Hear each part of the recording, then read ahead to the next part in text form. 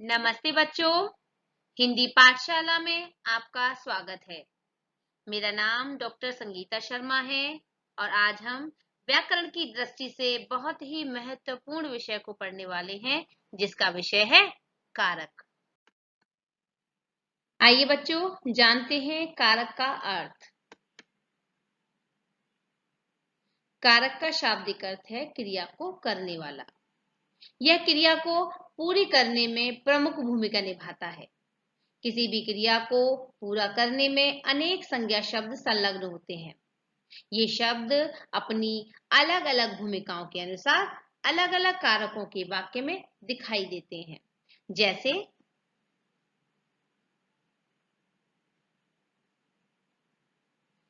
राम ने रावण को बाण से सीता के लिए रथ से नीचे गिराकर विभीषण की सहायता से जमीन पर मारा। रावण ने मरते मरते बोला, हे राम। तो बच्चों, उपर्युक्त वाक्यों में आपको जो ये ने, को, से, के लिए, से, की, से, पर, हे राम चिन्ह जो लगे हुए हैं ना, इन चिन्हों के कारण वाक्य का रूप जो है वो कैसा हो गया है? अलग अलग हो गया है। इन चिन्हों को ही बच्चों पलसर्ग या विभक्ति चिन्ह कहा जाता है। आइए बच्चों, जानते हैं कारक किसे कहते हैं। तो बच्चों, किसी वाक्य में प्रयुक्त संज्ञा या सर्वनाम का उस वाक्य की क्रिया के साथ जो संबंध होता है उसे हम कारक कहते हैं। कारक के 8 भेद होते हैं। पहला भेद है हमारा कर्ता कारक। दूसरा भेद है हमारा कर्म कारक। तीसरा भेद है हमारा करण कारक। चौथा भेद है हमारा संप्रदान कारक। पांचवा भेद है हमारा अपादान कारक। छठा भेद है हमारा संबंध कारक। सातवां भेद है हमारा अधिकरण कारक और आठवां भेद है हमारा संबोधन कारक। तो बच्चों, आपने जाने कि कारक के कितने भेद होते हैं।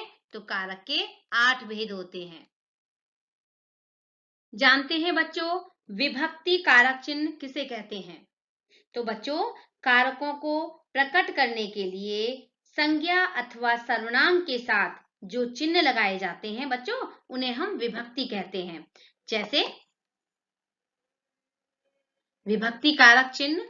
अब हम जानेंगे कि विभक्ति कारक चिन्ह कौन कौन से होते हैं। एक तरफ हमारा कारक है और दूसरी तरफ विभक्ति चिन्ह है। तो पहला है हमारा कर्ता कारक। तो यानी कर्ता ने, जो ने है ये विभक्ति चिन्ह है। दूसरा कर्म कारक। कर्म कारक का विभक्ति चिन्ह है को। करण कारक का विभक्ति चिन्ह है से, के द्वारा, के साथ। नंबर 4 संप्रदान कारक। और संप्रदान कारक का विभक्ति चिन्ह है को, के लिए। इसमें देने का भाव आता है बच्चों। नंबर 5 अपादान कारक। इसका विभक्ति चिन्ह है से, अलग, यानी पृथकता का भाव लिए होता है। नंबर 6 संबंध कारक। इसका विभक्ति चिन्ह है का, की, के, रा, री, रे। नंबर 7 अधिकरण कारक। इसका विभक्ति चिन्ह है में, पर। नंबर 8 संबोधन कारक। इसका विभक्ति चिन्ह है बच्चों हे, अरे। तो बच्चों, आपने जाना कि विभक्ति चिन्ह कौन कौन से होते हैं। ने, को, से, के द्वारा। इस तरह से बच्चों इस सारणी को आप क्रमबद्ध याद करेंगे। किस तरह से के यानी कर्ता ने, कर्म को, करण से, संप्रदान को, के लिए, अपादान से, संबंध काकी के, रारी रे, अधिकरण में, पर, संबोधन हे, अरे। आप इस तरह से इस सारणी को याद करेंगे। आइए बच्चों, जानते हैं कर्ता कारक किसे कहते हैं। संज्ञा या सर्वनाम के जिस रूप से क्रिया करने वाले का बोध हो बच्चों, उसे कर्ता कारक कहते हैं। उदाहरणों के माध्यम से जानते हैं।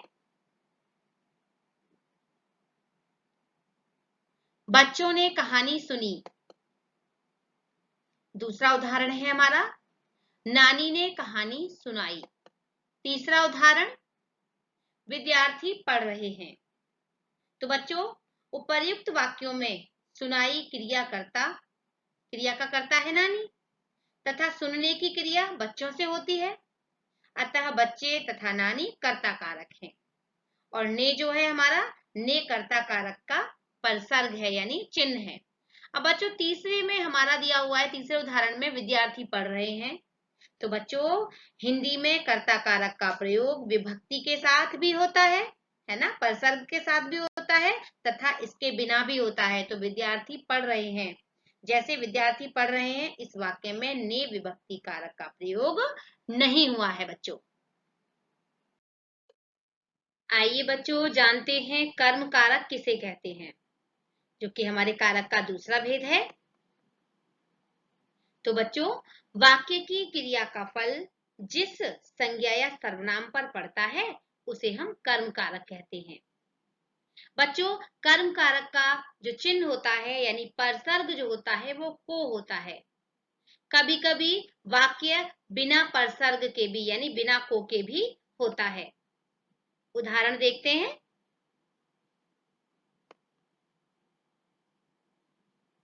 जैसे पहला वाक्य है हमारा, सीता पत्र लिखती है।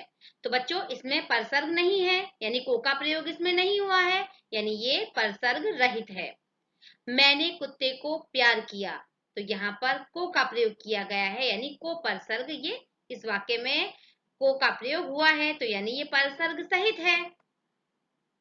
आइए कुछ विशेष बात जानते हैं। अप्राणीवाचक कर्म के साथ को नहीं लगता। अप्राणीवाचक यानी जो वस्तु क्या है, सजीव है, उसके साथ को का प्रयोग होगा, यानी जिसमें प्राण नहीं है। अप्राणीवाचक कर्म के साथ को का प्रयोग नहीं लगता बच्चों। जैसा कि हम पहले वाक्य में देख रहे हैं, पत्र प्राण नहीं है इसमें यानी अप्राणीवाचक है, तो इसलिए उसमें प्रयोग नहीं हुआ है को का। दूसरे वाक्य में कुत्ता प्राणीवाचक संज्ञा है, अतः को लगाया गया है, यानी किसको प्यार किया, कुत्ते को। तो वाक्य में कर्म की पहचान करने के लिए बच्चों क्या अथवा किसको लगाकर प्रश्न करने पर हमें जो उत्तर प्राप्त होता है वह कर्म कारक होता है। जैसे उदाहरण से जान लेते हैं। यानी बच्चों सीता ने क्या लिखा, अब हमने क्या लिखा, क्या प्रश्न करके कैसे पूछा, क्या लगा करके प्रश्न पूछा, सीता ने क्या लिखा, पत्र, तो उत्तर प्राप्त हो गया हमें। मैंने किसको प्यार किया, कुत्ते को, तो यानी हमें उत्तर मिल गया ना।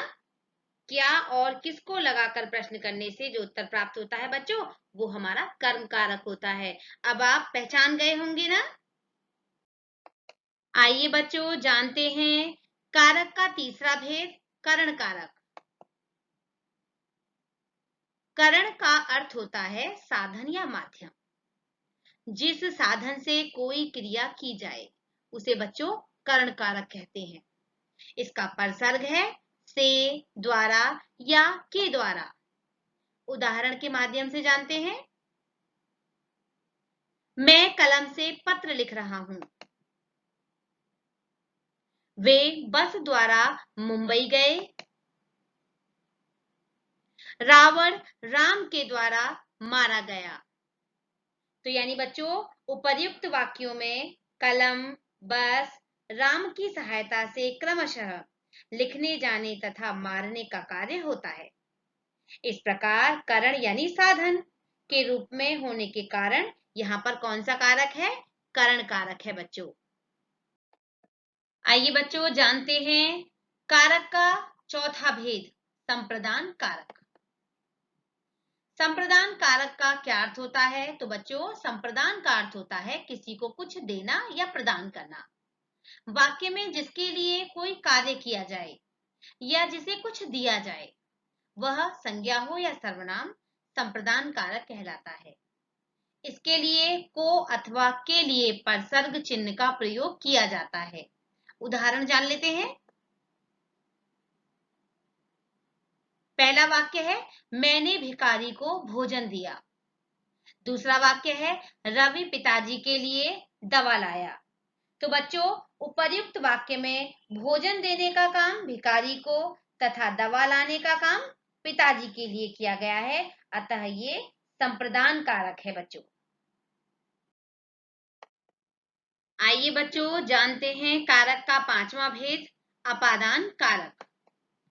अपादान कारक किसे कहते हैं? तो बच्चों, संज्ञा या सर्वनाम के जिस रूप से अलग यानी पृथक होने का भाव प्रकट हो उसे हम अपादान कारक कहते हैं।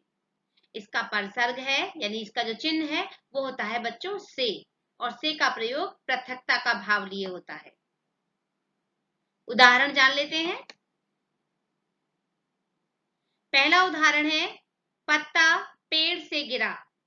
दूसरा वाक्य है गंगा हिमालय से निकलती है। और तीसरा वाक्य है आसमान से ओले बरस रहे थे। तो बच्चों, उपर्युक्त वाक्य में पत्ता पेड़ से अलग हुआ, गंगा हिमालय से और ओले आसमान से, इसलिए पेड़ से, हिमालय से, आसमान से, ये हमारे क्या हैं? अपादान कारक। अब कुछ ध्यान रखने योग्य बातें। तो बच्चों, से परसर्ग का प्रयोग करण कारक में भी होता है और अपादान कारक दोनों में प्रयुक्त होता है बच्चों ये, किंतु करण कारक में साधन होने का और अपादान कारक में अलग होने का भाव निहित होता है, यानी अलग होने का भाव व्यक्त होता है। तो बच्चों, आप आसानी से पहचान लेंगे कि करण कारक का प्रयोग कहाँ होगा और अपादान कारक का प्रयोग कहाँ होगा।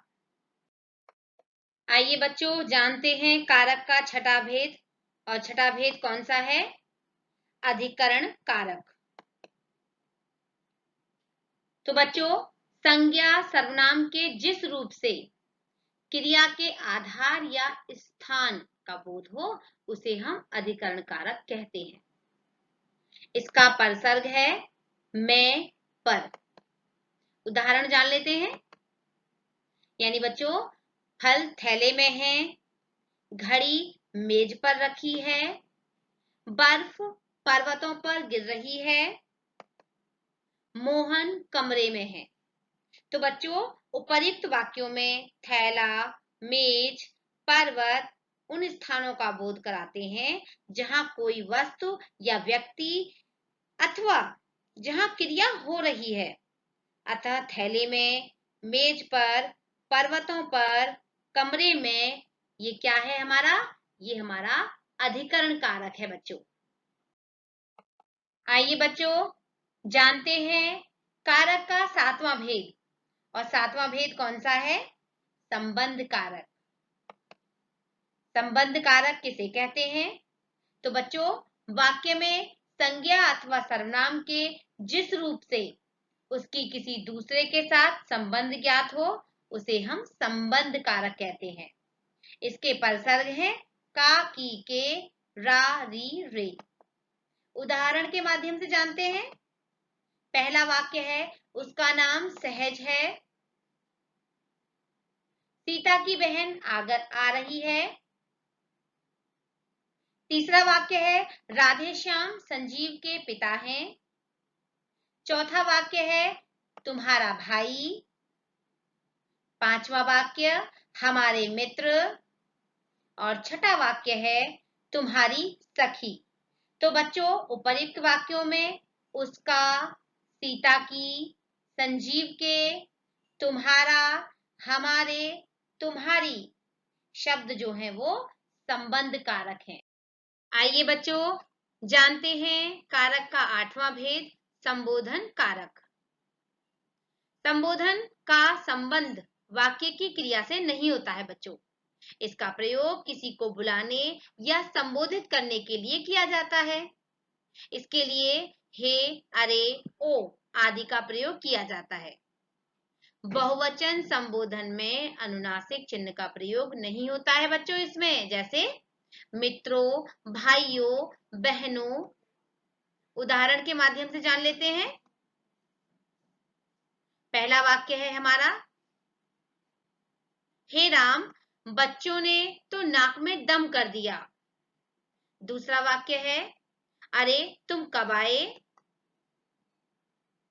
तीसरा वाक्य है, बाप रे बाप, यानी बाप रे इतना लंबा सांप।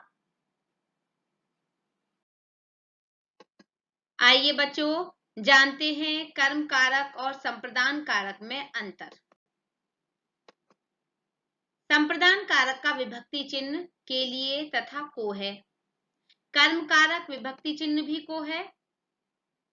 तो बच्चों कर्म कारक का विभक्ति चिन्ह क्रिया के फल का आधार होता है। जैसे मां ने बेटी को जगाया। इस वाक्य में बेटी को क्रिया जगाया के फल का आधार होता है, यानी आधार है। संप्रदान कारक के चिन्ह को यानी को अर्थ के लिए होता है बच्चों। जैसे भैया भिखारी को कुछ दीजिए। तो यहां बच्चों यानी जहां किसी को कुछ दिया जाता है यानी देने का भाव होता है बच्चों, वहां को का अर्थ के लिए होता है, अतः वहां पर संप्रदान कारक होता है। आइए बच्चों जानते हैं करण कारक और अपादान कारक में अंतर। करण कारक तथा अपादान कारक दोनों का विभक्ति चिन्ह से होता है, परंतु दोनों में अंतर है। करण कारक से विभक्ति का अर्थ होता है यानी अर्थ है के द्वारा या के साथ होता है, जिससे क्रिया की जाती है। परंतु अपादान कारक का चिन्ह से अलग होने के भाव को प्रकट करता है। जैसे पिताजी कार से आए। अब यहां पर बच्चों कार से करण कारक है और दूसरा वाक्य पिताजी कार से नीचे उतरे। तो बच्चों यहां पर कार से अपादान कारक है यानी यहां पर अलग होने का भाव है, तो इसीलिए यहां पर क्या है, ये हमारा अपादान कारक है। तो बच्चों मुझे पूरा विश्वास है कि आपको कारक अच्छे से समझ में आ गए होंगे। मेरी वीडियो को अंत तक देखने के लिए आपका बहुत बहुत धन्यवाद। मेरी वीडियो कैसी लगी आपको? अपने विचार कमेंट्स बॉक्स में लिखना नहीं भूलिएगा। धन्यवाद।